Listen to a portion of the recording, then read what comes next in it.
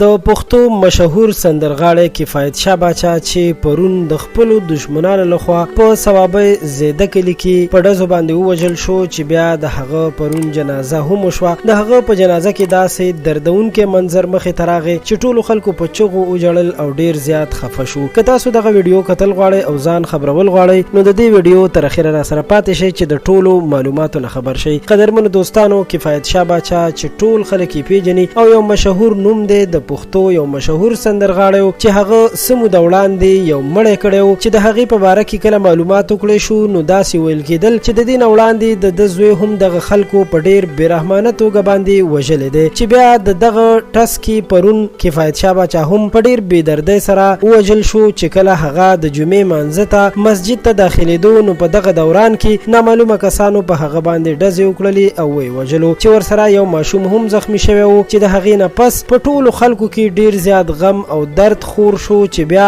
د کفایت شاه باچا د جنازې لپاره هم مراسم نیول کېدل چې هغه دفن کړی شي. د هغه په جنازه کې زرګونو خلکو شرکت کړی او ټول خلک ډیر زیات خفه او ټولو خلکو ویل چې کفایت شاه باچا یو ډیر ښه انسان او یو ډیر نر او پښتون انسان، خو د هغه په مرګ باندې ټولو خلکو د غم او افسوس اظهار کولو او ورسره ټولو پښتنو که په سوشل میډیا یا د کلي اوسیدونکو ټولو همدا غږ خور کړی دی چې دا وینه تویول د نور بند کړی شي او د دوی ترمنځ دی الله تعالی داسې صلح راولي چې بیا په دې دوو خاندانونو کې د هیڅ چا هم وینه توی نشي. ځکه چې که نن کفایت شاه باچا په بېدردۍ ووژل شو نو کیدی شي چې سبا بل انسان هم ووژل شي. ځکه د دې دشمنۍ خاتمه کول پکار دي او روغه جوړه کول پکار دي. الله تعالی د پښتنو له عقل او شعور ورکړي چې د دې تربګنو او د دې دشمنونو نور ځانونه وساتي. د خان کلیک چینل دا خبر او دا ویډیو تر همدې ځایه وا چې د کفایت شاه د جنازې په باره کې وا. زموږ چینل خان کلیک در سره سبسکرایب کړئ چې زموږ راتلونکي ویډیوګانې هم تاسو ته په وخت ورسي. تر بیا مو په لوی الله سپارم.